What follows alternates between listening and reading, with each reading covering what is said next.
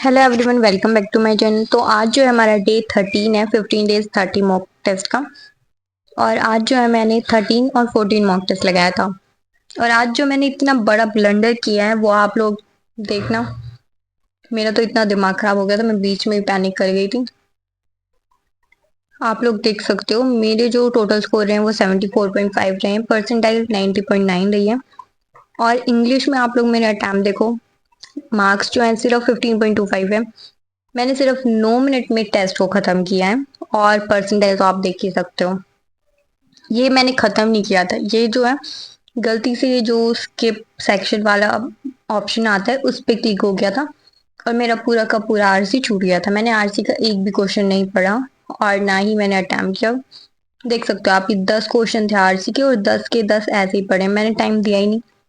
Skip कर देती हूँ, मैं आरसी को बाद में पढ़ती हूँ क्योंकि टाइम टेकिंग होता है। और हर टीचर यही सजेस्ट करता है कि आरसी को लास्ट में करना चाहिए, पहले जो वन लाइनर्स होते हैं मैं उनको करती हूँ। और आज तो मैंने पैरा जंबल भी पहले ही कर लिया था। मैं शुक्र कर रही हूँ मैंने पहले कर लिया था पैरा जंबल, नहीं तो मेरा पैरा जंबल भी रह जाता। मैंने पैरा जंबल किया सबसे पहले, मुझे इजी लग रहा था तो मैंने सबसे पहले अटेम्प्ट कर लिया इसको। उसके बाद फिर मैंने ये वन लाइनर्स करे थे सारे। फिर मैंने आरसी को पूरा स्किप कर दिया था। फिर जैसे ही मैं 30 क्वेश्चन पे गई, मैं नेक्स्ट पे क्लिक करी थी लेकिन गलती से इधर क्लिक हो गया और वो पूरा का पूरा सेक्शन स्किप हो गया। इतना दिमाग खराब हुआ, मैं बीच में मैं यूं कि ये क्या हो गया। और फिर क्वांट्स में भी मेरा हाथ नहीं चल रहा था, मेरा दिमाग इतना खराब हो गया था बस बता नहीं सकती। बस ऐसा कभी कुछ एग्जाम में ना हो जाए, इतना ही शुक्र है बस मॉक टेस्ट में हुआ है। अब गलत क्या हुआ है ये देख लेते हैं। अभी ये जो आरसी बची हुई है मैंने इसको सॉल्व भी नहीं किया है, मैं वीडियो बनाने के बाद ही इसको सॉल्व करूंगी। एनालिसिस प्रॉपर मतलब री अटैम्प्ट मोड ऑन करके फिर मैं क्वेश्चंस को ट्राई करूंगी आरसी वाले, ताकि मुझे पता चले मैं कितने ठीक करती कितने गलत करती। तो अभी इसमें जो मिस्टेक हुई थी, नन ऑफ दिस मतलब ठीक लिखा हुआ था, ये लग ही रहा था मुझे ठीक। लेकिन अकॉर्डिंग टू जज यहाँ पे मैंने अकॉर्डिंग टू सस्पेक्ट ले लिया क्योंकि मुझे मीनिंग ढंग से समझ आ नहीं रहा था इस सेंटेंस का। कुछ वर्ड्स का हमें मीनिंग नहीं पता होता तो इसलिए कई बार समझ नहीं आता, तो काफी प्रॉब्लम होती है। एक ये मूस का मतलब मुझे नहीं पता था इसलिए मैंने इस क्वेश्चन को स्किप किया था। मूस का मतलब होता क्या है? एक तो कोई पर्सन वुमेन जो कि आर्टिस्टिक इंस्पिरेशन होती है क्रिएटिव आर्टिस्ट के लिए, या फिर दूसरा किसी चीज को बहुत थॉटफुली एब्जॉर्ब करना उसको भी बोलते हैं। ठीक है, मैं देख लूंगी इसका मीनिंग अच्छे से गूगल पे सर्च करके, इधर मुझे इतना अच्छे से समझ नहीं आया। उसके अलावा कुछ मिस्टेक्स हुई हैं इसमें, जो है पूछ रखा था इन्होंने कि एरर फाइंड आउट करने हैं और फिर ये बताना है कि कौन से सेंटेंस में एरर है। एरर है, मैं तो वो वाले सेंटेंस ढूंढ रही थी जिनमें एरर नहीं है।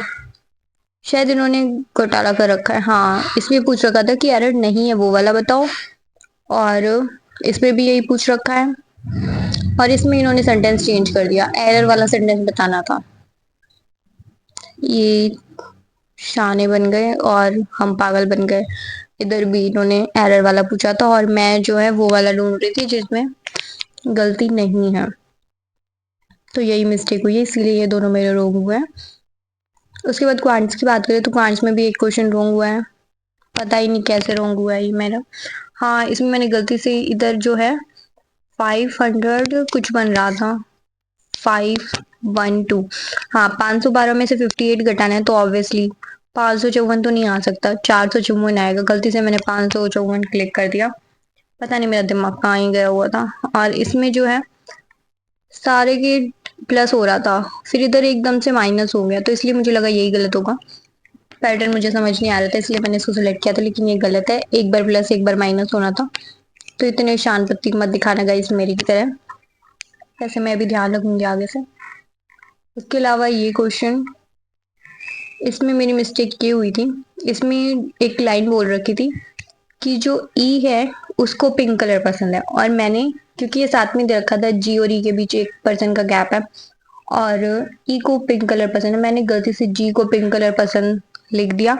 और फिर यहाँ पे सिर्फ इनकी पोजीशन चेंज हुई थी, यहाँ पे मैंने ई लिखा था, यहाँ पे जी, बाकी सब कुछ ठीक था इसलिए बाकी आंसर ठीक निकले। लेकिन ये वाला क्वेश्चन गलत हुआ है क्योंकि इसमें यहाँ पे बोल रखा था जी और ए के बीच 2% है, अगर मैं जी को यहाँ बिठा दिया तो जी और ए के बीच 2% बैठ जाते हैं। तो इसलिए मैंने इसको सिलेक्ट किया था, लेकिन कोई भी ठीक नहीं है इनमें से। उसके अलावा ये कुछ क्वेश्चन रह गए थे। अब अगर दूसरे मॉक टेस्ट की बात करें तो गाइस जब एक मॉक टेस्ट आपका खराब चला जाता है ऑलरेडी, तो वो पैनिक होने की वजह से, दिमाग खराब होने की वजह से दूसरा भी वैसे ही जाता है। मेरे साथ तो आज ऐसा ही हुआ है। बाकी देखते हैं क्या कुछ रहा है इसमें। इसमें भी इंग्लिश में स्कोर ज़्यादा अच्छा तो नहीं रहा है, 22.75 है। क्वांट्स में 26 रहा है और रीजनिंग में 31.75। एक क्वेश्चन रॉन्ग हुआ है। एक तो इसमें ये 10th वाला रॉन्ग हुआ है। इसमें जो है मुझे लगा कुछ भी इंटरचेंज नहीं करना है, लेकिन इधर चेंज होना था। इस पर्सनल, अच्छा ये पर्सनल दे रखा था कि मैंने इसको पर्सनल पढ़ लिया।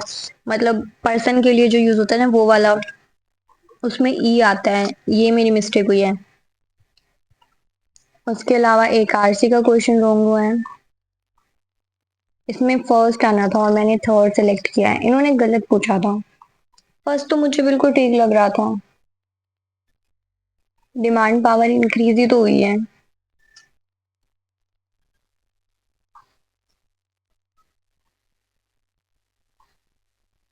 पता नहीं क्यों ही इन्होंने लिखा है, मुझे तो समझ नहीं आया अभी। फर्स्ट इनकरेक्ट कैसे है? रिवैम्प की है पावर प्रोडक्शन को, बड़ी तो है। पता नहीं क्या ही मतलब है इसका। आप लोगों को समझ आया तो मुझे बता देना। उसके अलावा इन वर्ड्स का मुझे मतलब नहीं पता था, इसलिए रॉन्ग हुआ। और ऐसा क्वेश्चन एक बार मेरे सामने पहले भी आ चुका, मतलब ये सेम वर्ड्स, फिर भी मुझे इनके मीनिंग ध्यान नहीं आ रहे थे, फिर भी मैंने कर दिया। बैरियर ब्लॉक करना होता है, रोक लगाना। और इंटेल होता है शाम इन्वॉल्व करना, या फिर जो नेसेसरी होता है, नेसेसरी पार्ट, उसके लिए यूज करते हैं। और इसमें जो है, इसमें डी आना था, मतलब एंड इनटू हिज फूड।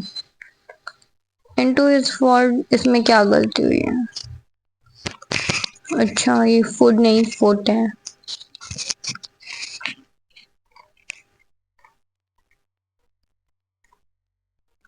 यहाँ पे फूड की कहीं बात नहीं हो रही, तो उसके पैर के अंदर ही तो जाएगा ना वो। तो हाँ सही बात है, यहाँ पे फुट नहीं आना चाहिए। यहाँ पे मैंने सेंटेंस को ध्यान से नहीं पढ़ा था, ये मेरी मिस्टेक है। और इस टाइप के क्वेश्चन जो है मेरे हमेशा रॉन्ग होते हैं, इसलिए मैंने एक ही अटैम्प्ट किया था। सेकंड और थर्ड नहीं आना था, थर्ड आना था सिर्फ। सिंस मैंने बिकॉज वाला सेंस लेके, बट स्टार्टिंग में बिकॉज वाले में कुछ, आई थिंक यहाँ पे कुछ दे रखा हूँ। अच्छा हाँ, सिंस के बाद तो हम कभी भी हैज हैव नहीं लगाते हैं। मतलब सिंपल वाली फॉर्म आती है पास्ट की। और ये वाला मैंने अटैम्प्ट ही नहीं किया था, क्योंकि मुझे लग रहा था कहीं मेरा गलती हो जाए, क्योंकि ऐसे क्वेश्चंस मेरे बहुत ज्यादा गलत होते हैं। क्वांट्स में जितने किए हैं वो ठीक है, बाकी अटैम्प्ट थोड़े डाउन गए। कल तो मेरे अच्छे अटैम्प्ट हुए थे, बट एग्जाम में अच्छे हो जाए। बाकी तो मॉक टेस्ट में तो ऊपर नीचे चलता ही रहता है। बाकी प्रैक्टिस अभी मैं करूंगी, और ताकि स्पीड थोड़ी और बढ़ सके। अब लास्ट के रेस में हम स्पीड ही बढ़ा सकते हैं, और तो कुछ नहीं कर सकते, बस स्पीड बढ़ानी है हमें। एक इस क्वेश्चन में मिस्टेक हुई है, 15 13 कैसे आ गया? आई के और जे की शेफ को प्लस करना था, आई के और जी। मेरा तो इसमें 14 ही आया है। आई के और जे, आना तो इनका भी 14 जी है I think. Some of the chef, I K और जी, 6 और 8 तो 14 ही होता है।